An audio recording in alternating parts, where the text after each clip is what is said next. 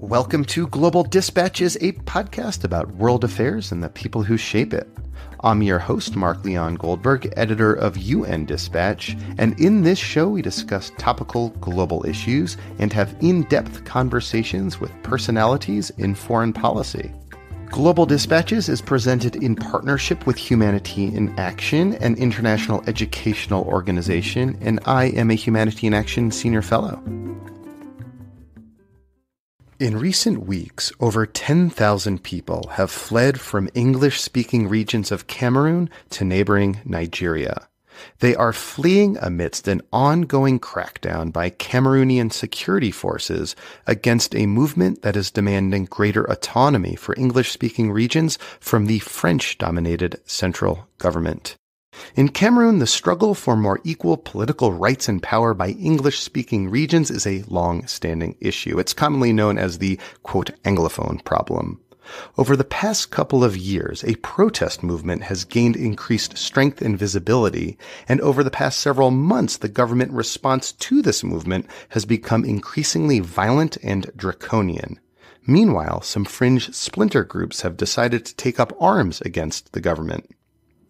This ongoing crisis and potentially brewing conflict is a big sleeper issue going into the new year. It is one of those off-the-radar crises that does not attract a great deal of attention, but has both significant regional and global implications. On the line with me to explain what is going on in Cameroon and why we should be paying attention to developments there is Jonathan Morse, an assistant professor in the Department of Political Science at the University of Connecticut. He explains how this crisis is rooted in Cameroon's unique post-colonial history and why these long-simmering tensions are now starting to boil over. This is a great conversation. I was happy to be able to shine a spotlight on this important but perhaps overlooked issue. And before we begin, a quick favor to ask you. About 80% of you who listen to this show use the iTunes app to listen to Global Dispatches podcast. And I would so love it if you could leave a review on iTunes. And I've made it very easy for you to do so. Simply open the description field of this episode and you will find instructions on how to leave a review on iTunes. It's very helpful. It's a good way to increase the visibility of this podcast among those who are searching for foreign policy podcasts using iTunes, which is still the single most popular way that people access their podcasts. I so thank you. It would be, frankly, a selfless act. You would be helping other people who are similarly minded find this show. Thank you all in advance. And now here is my conversation with Jonathan Morse.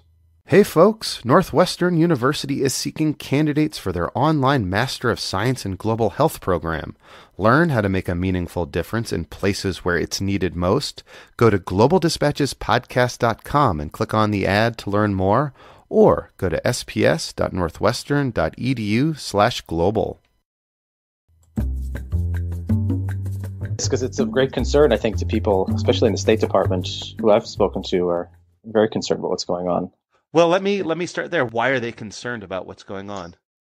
Well, there's an ongoing crisis that's really started in October of 2016, and it's gone through these waves of escalation and de-escalation, and now we're sort of at almost seems like in another really escalation of the conflict, with the military being deployed to English-speaking regions of Cameroon, an increase of attacks of overt separatist groups against security forces in Cameroon, which is why you're reading about 15,000 refugees or so into Nigeria, lots of internationally displaced people, burnt down villages.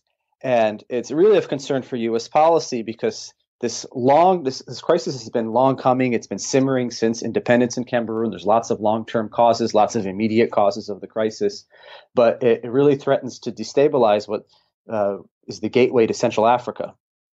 It's a major port for Central African Republic. There's already tension in other parts of Cameroon and northern Cameroon with the fight against Boko Haram on the Nigerian border. So this escalation is quite concerning.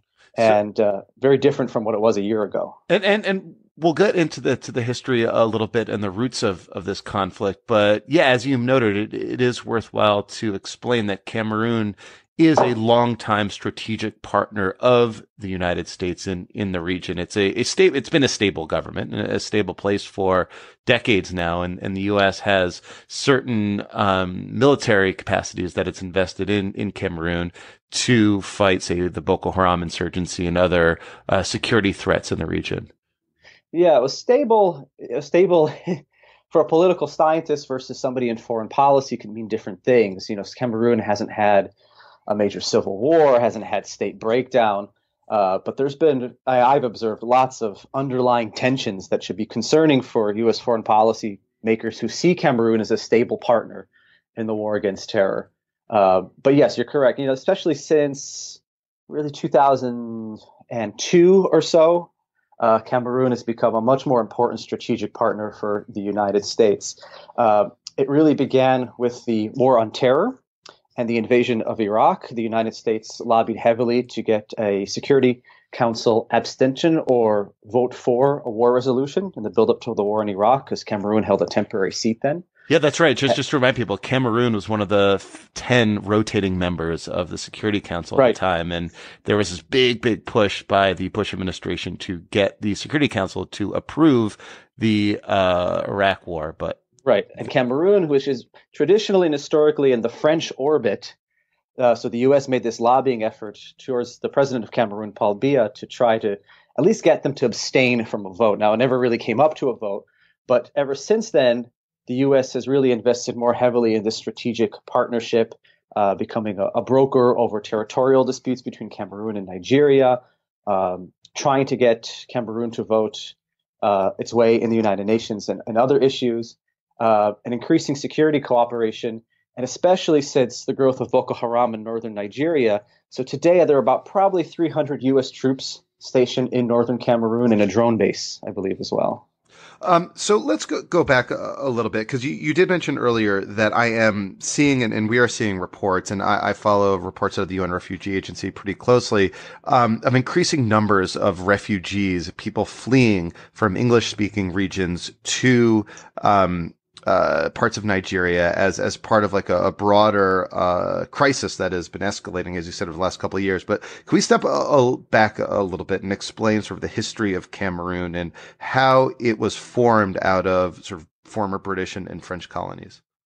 Yeah, so the longer term sort of issues that have been simmering for decades in Cameroon date back to Cameroon's really unique colonial experience. Cameroon was initially a German colony, and then after World War II, it lost its holdings, and the League of Nations basically divided the territory into a British and a French territory. The British territory is much smaller, the French territory much larger. The names get confusing because the British territory was called North and Southern British Cameroon, but geographically it's in southwestern of all of Cameroon today. And in 1960, after French Cameroon gained independence, a referendum was passed in the British holdings of Cameroon of whether they wanted to enter into some sort of political union with Nigeria or with what was French Cameroon. And parts of that British territory entered into this federal alliance with the French Cameroonian territory. And that's when the Federal Republic of Cameroon was born in 1961. And it was one of the only federal systems in all of sub-Saharan Africa, the other major example being Nigeria. But this was a very lopsided form of federalism. A lot of the English-speaking areas that entered into negotiations with the French leaders were not prepared, did not have a lot of leverage, and it left a lot of power in the capital, in Yaoundé, to control basically who gets politically appointed to be governors of regions, where the budget gets directed, and so forth. And so gradually after 1961, which was the year of unification of British and French Cameroon, there was a process of political centralization. So one of the first steps that Cameroon's first real president, Ahmadou Ahidjo, passed was to ban other political parties.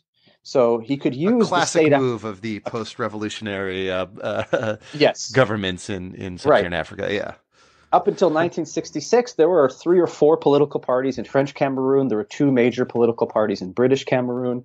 And through clever use, again, of the purse strings of the apparatus of the state, he was able to cajole all these other leaders to give up their political parties and enter into what became the Cameroonian National Union, the single party that governed all of Cameroon. Mm-hmm.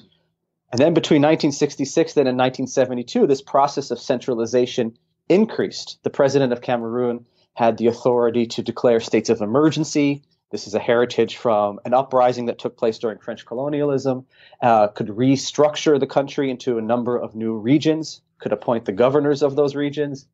And so the centralization continued. But by 1972, a referendum was put in front of Cameroonian citizens whether they wanted to abolish federalism or not, and it overwhelmingly passed to create the United Republic of Cameroon and abolish federalism. And so I presumably that throughout this process, all of the centralization of power was perhaps at the expense of English-speaking regions? Well, they felt they had very little negotiating power or leverage during this. And part of the centralization was to deal with issues in what was historically the French territory of Cameroon. And Anglophones, as they refer to themselves as Anglophones, as Southern Cameroonians. Again, the geography gets confusing because it's not technically Southern Cameroon, it's what used to be British Cameroon. Refer to, during this period of centralization, that, for instance, economic investments were shifted away from those regions into French Cameroon. In particular, a lot of grievance over the fact that the Douala port, which is a port in French Cameroon, was invested in much more heavily than in Anglophone Cameroon in Limbe, despite the fact that the port in Douala had to be dredged every year to get ships inside the waters. So it's like examples like that, sort of like that compound over time, I would imagine. Yes, and then with the abolishment of federalism, all these things begin to compound into what then becomes referred to as the Anglophone problem in Cameroon. What do we do about this territory that feels culturally marginalized, economically marginalized, and politically marginalized? And so when did Paul Biya enter into this equation? So he is, I guess, supposed, depending on how you count it, the longest serving leader of any country probably in the world at this point. An illustrious group of leaders. Yeah, yes. Yeah. So I think with Mugabe gone, he is probably it, right? I think Nguema in Equatorial Guinea has been in power longer than he has, so he's probably. I think he's second. I think he's taken silver now. He's up there, but it's been at least 35 years, and I know he's up for election again at the end of this year. But so, how did his stamp? When did he sort of put his stamp on things, and how did he factor into this sort of centralization of authority away from Anglo-speaking regions? Well, Paul Biya really comes to power in a very disputed succession in 1982. In a sort of odd sequence of events, Ahidjo resigns from power, appoints Paul Biya as president, but then holds on to the strings of the political party and tries to rejoin. Paul Biya accuses Ahidjo of plotting a coup against him. Ahidjo goes into exile, and he's even sentenced to death in absentia. So it's a very contentious transition to Paul Biya. Now, to understand Paul Biya, you have to understand that the Anglophone versus Francophone division in Cameroon is only one. Within the Francophone territory, there are disputes divisions between northern Cameroonians, where Ahidjo was from, the first president, which are largely Muslim, of a number of different ethnic groups, in particular Fulani, versus Paul Biya, who's a southerner. And the southern tends to be more Christian. And Paul Biya comes from this is an umbrella term, but an ethnic group that is called the Beti. And there's some other ethnic groups, the Sawa, the Douala, the Bamileke, who are also very important. So they're big ethnic divisions in Francophone Cameroon. And so when Paul Biya comes to power in 1982, this is seen as a big shift in the balance of power away from the north and towards the south. And this creates a lot of grievances. Now, for Anglophones at the period, there's a lot of optimism, because Paul Biya is a younger leader than Ahidjo. He announces what he calls a New Deal, which is supposed to include some form of liberalization, more inclusion, more internal democracy within the ruling party. And it's not quite clear if his intentions were always sincere. He talks about this, bringing new blood in, having more voice for Anglophones. But in 1984, there's an attempted military coup against Biya. And I think this sends big shockwaves through the system, that any optimism about a New Deal becomes discarded very quickly.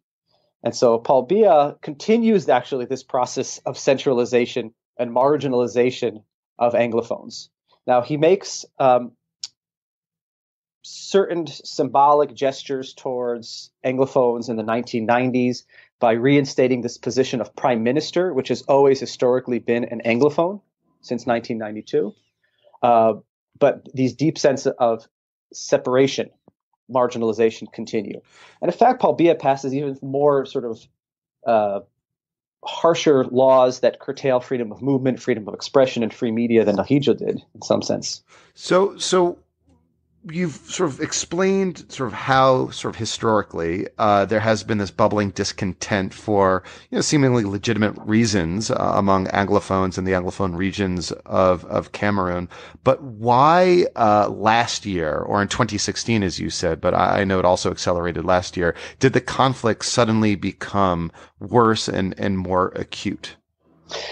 I think there are a number of reasons. Some of these, again, are longer-term causes that have bubbled up before, but never as dramatically as in the past couple of years. In the early 1990s, the movement for democracy in Cameroon to abolish the one-party system and incorporate elections was largely an Anglophone movement launched by the Social Democratic Front, which was an Anglophone party from northwestern Cameroon. So these issues have been there before. The 1990s were also a very, very contentious time. It's when this term that comes up if you people follow media in Cameroon called ghost town campaigning, which are large-scale, massive strikes that empty towns of people and merchants. That was from the early 1990s. That was a tactic used by opposition activists, Anglophone opposition activists in the 1990s. It wasn't only an Anglophone movement in the 1990s, but it started there. Democracy movement started there. So that's been there for a while. The immediate causes for these past couple of years have really been some of the cultural issues that sometimes spark once in a while. And it began with the imposition in 2015, really, of French-educated lawyers into Anglophone areas to be judges. And so these are people, so that this is part of this heritage of that colonial system, is that you really had two legal systems, a French system and a British system based on common law. And the constitution in Cameroon really tries to recognize both as equal partners, but in practice, imposing French-educated magistrates and judges to the bar in English-speaking Cameroon caused a lot of grievance from lawyers. And in 2015, these lawyers sent this letter to Paul Biya in opposition to this, and the protest began in October 2016, really as a protest of bar associations in Anglophone Cameroon. So educated, wealthy people protesting the fact that this kind of really foreign form of legal traditions are being imposed on them. I mean, it's sort of, I'm thinking the languages are reversed of the Quebec issue and Quebec separatism, and how I would just imagine, having family in Quebec, the kind of objections that people would have should the federal government of Canada try to impose English law on the Quebec system. Exactly, and it's not just. It spread so quickly because it wasn't just the legal system, and there are a lot of issues that, for instance. The Constitution of Cameroon calls for there to be a common law bench on the Supreme Court, and that has never been implemented. So things that go up to the Supreme Court, they have to go through the French system. This spread very quickly to the educational sector as well, to teachers and student unions protesting over language requirements for entry into universities. Opposition, for instance, that certain exams are only available in French, or that certain majors and programs you really had to be French speaking to get access to those universities. They weren't offered in Anglophone universities. The big civil service training university is called the National School of Administration and Magistracy. ENAM is the acronym. It's a very prestigious university where lots of Cameroonians who go into the civil service, and they had very few English-speaking teachers in the university. And so this spread into this educational sector, into students and teachers who saw that they weren't having the same opportunities, that they didn't have the same career paths as as Francophones. And so that spread very quickly. And then it spread even beyond to these cultural grievances, though. So I think that's one level of it. You have these cultural grievances about language, where it's similar to Quebec and French Canada, but also into this sense, though, of economic deprivation at the same time. And so you had protests then from civil society organizations over things like the state of the electrical grid, the state of roads. You had a doctor's strike in May of last year over conditions in Anglophone hospitals and the amount of money that was spent in Anglophone hospitals versus in Southern Cameroon and Southern French Cameroon. And so those two things really overlap very quickly, the cultural grievances and the sense that that Anglophone Cameroon was basically a neglected region. And so it seems, though, what you're describing are largely peaceful protests by, educated and middle class people. So how did this turn violent? Well, they do start that. And before I answer that, I'll also say that another factor that why this is happening now, and also why the government's response has been so repressive and it's escalated so quickly, again, has to do with these dynamics of politics within French Cameroon over that you mentioned that Paul Biya has been in power since 1982. He's likely to run again for election this year. He hasn't officially declared. But what's going to happen after Paul Biya? And behind the scene about this question of succession and the distributive politics within this ruling coalition, who gets what region gets what ethnic group gets what, very much loom behind the scenes here of why the government has been so reluctant to address some of these issues. Because, like I said, there are a lot of overlapping issues. There were some cultural issues, economic issues, but also senses of political grievance that some leaders want a return towards federalism or some form of decentralization of power to Northwest and Southwest Cameroon. And the government in Cameroon is basically not swallowing that. And so protests, signals of secession or independence that intermingled with this were repressed very, very harshly. And that was one of the causes of the escalation. And so how did that repression manifest itself? There were protests that sometimes turned into clashes. And, the end of 2016, these started as peaceful protests. These started as massive strikes. And the government showed very, very little tolerance towards anything that really, in my opinion, would threaten to change the status quo. I think they felt that if they caved to some of these cultural or economic demands, this would open up a whole can of worms, again, about who gets what, in particular if Biya doesn't run in 2018. And so in November and December of 2016, you had a series of mass arrests. I think about 4 people were killed. The government sent delegations to negotiate with some of the opposition leaders. They failed to reach any agreement. Very famously in December, Najib Paul makes a statement that he doesn't see any discrimination against Anglophones. And this causes a bigger escalation in January of last year, where they try to call for this new ghost town campaign, a massive strike throughout Anglophone Cameroon in January. And the government responded by airlifting the 2 major leaders of what is called the basically the Consortium of Anglophone Civil Society.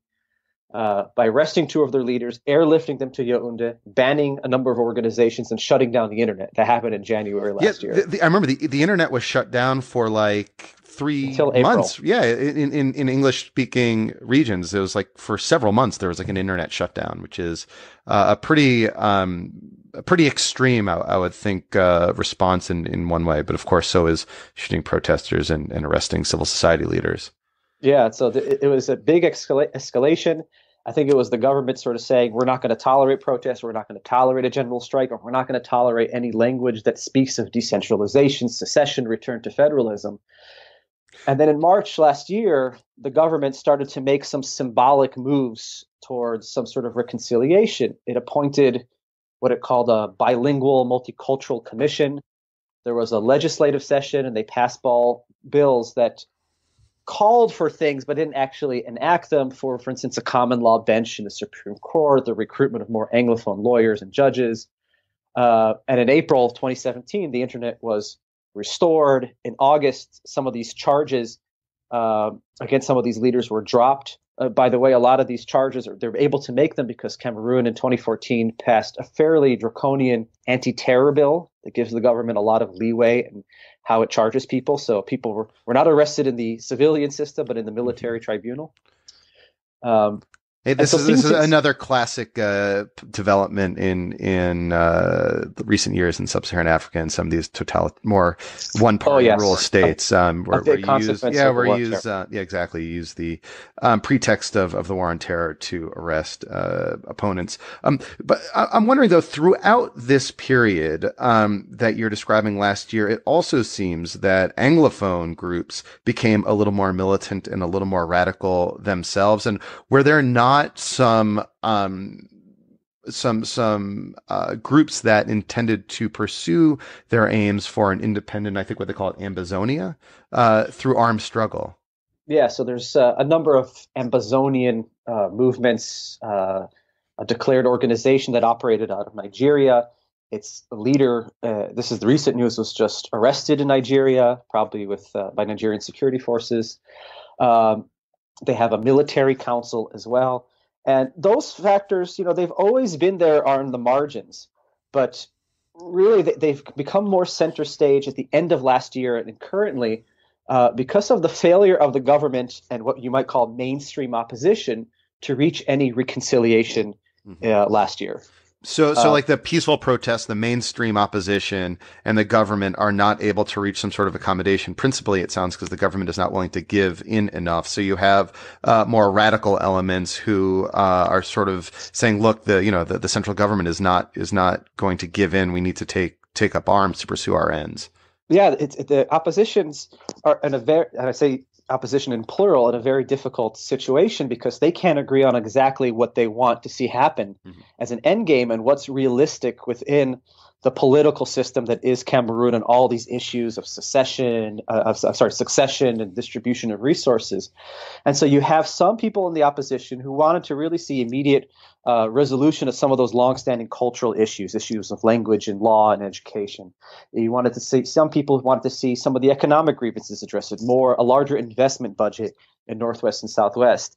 But then you had some people who felt that they would not be able to satisfy everyday people in Anglophone areas unless there was some discussion of political restructuring, federalism, or decentralization. And even some of the opposition leaders, I spoke with one of them, Felix Agbor.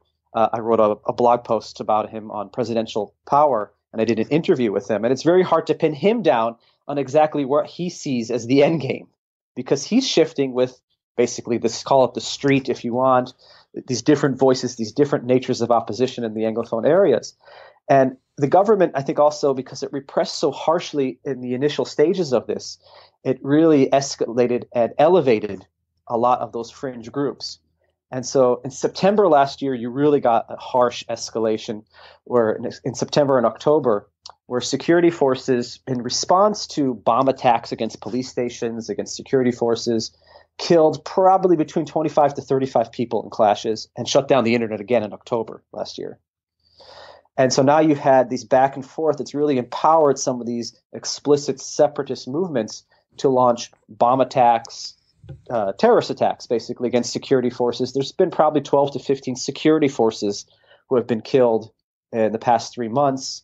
And that has led to even harsher government repression, in particular in Southwest Cameroon these days, where there's reports of villages being burnt, basically scorched earth type tactics to oust what they see as separatists.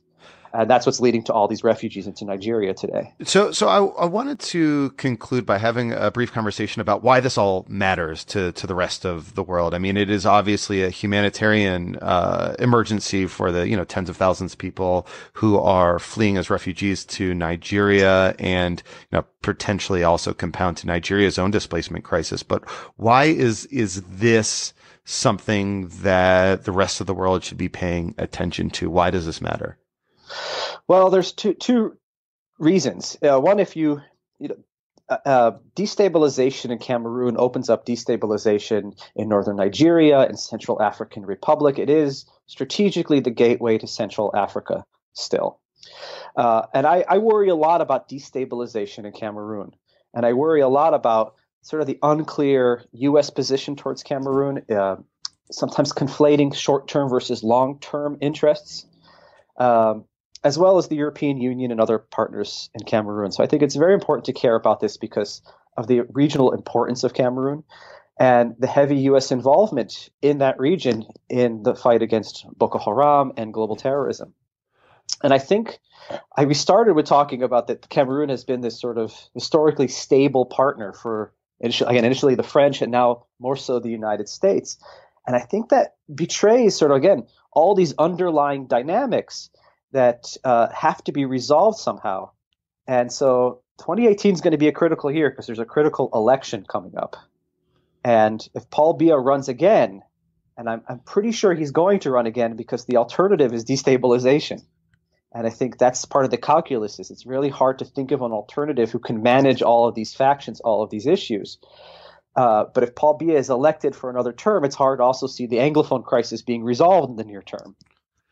So it's interesting. So I was in Yaoundé maybe like 6 years ago, on a reporting trip looking at some global health programs, and two things I think in retrospect kind of stick out at me. One is the totality of French in all the hospitals we visited. The other is sort of the glorification of Paul Biya and his wife Chantal Biya in sort of public spaces. Which, is again, like kind of a marker of some authoritarianism. But, the upside, as it were, of that kind of authoritarianism is that some of their public health projects were actually quite successful in addressing, things like malaria and HIV/AIDS, which is what I was looking at. And so you wonder if, it's sort of like the classic example that you see, trade-offs, throughout Africa, like Rwanda, Uganda, do you trade? Ethiopia. Yeah, do you trade these kind of gains on economic and social factors for assenting to greater authoritarianism? It's a classic dilemma of foreign policy. I think you have to kind of walk and chew gum, don't you? I mean, it's because all those efforts, all those successes that sometimes authoritarian states can make in health, particularly in health, and sometimes in rapid economic development, attracting foreign investment. But Cameroon, there are a lot of underlying risks for all of that. There's a very unstable, factional, cutthroat style of politics underneath it all, combined with, makes it very different from countries like Rwanda and Ethiopia, massive amounts of public corruption. And so all those successes, without addressing some of these issues of representation, democracy, governance, human rights, there's a big threat that they unravel once Paul Biya is out of office. Well, Jonathan, thank you so much for your time. This was helpful and interesting, and I'm glad we're able to shine a light on this very undercovered issue, but one I think that is bubbling beneath the surface in important ways. Well, thanks for having me. Well, thank you so much to Jonathan. Thank you all for listening. I was wanting to do an episode on this issue for a while. I in my daily searching for global news that I do for Dawn's Digest, I sort of kept seeing reference to new refugee movements out of Cameroon, out of English-speaking parts of Cameroon. And so I knew this was an issue that was kind of bubbling beneath the surface. And I thought it was just interesting and important to learn more about it and shine a spotlight on it. So thank you all. Again, please do leave a review on iTunes. If you're not listening to me on iTunes right now, nonetheless, you can leave a review through a link that I've posted in the description field of the podcast page. Thank you all in advance. You guys are the best. See you soon. Bye.